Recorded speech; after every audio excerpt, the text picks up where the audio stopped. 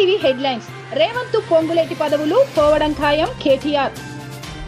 Vikarabad collectorate దాడి కేసులో 16 మందికి రిమాండ్. ఏపీలో రిలయన్స్ 65,000 కోట్ల పెట్టుబడులు. ఏపీ అసెంబ్లీ డిప్యూటీ స్పీకర్ గా త్రిబుల్-ఆర్ చీఫ్ విప్ ఆంజనేయులు. ఏపీలో గ్రూప్ 2 మెయిన్స్ పరీక్షలు వాయిదా.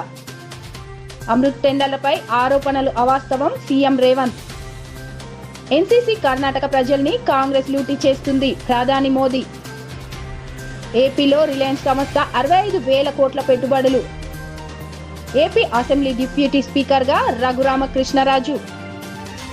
గవర్నర్ అనుమతి రాగానే కేటీఆర్ పై చర్యలు Revanth. Basara triple IT chief security officer పై వేటు.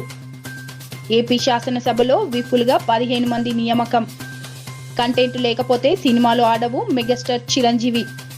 ఈ నెల 18న బ్రెజిల్లో G20 సదస్సులో పాల్గొననున్న మోదీ. హష్మనీ కేసులో ట్రంప్ పై విచారణ నిలిపివేత.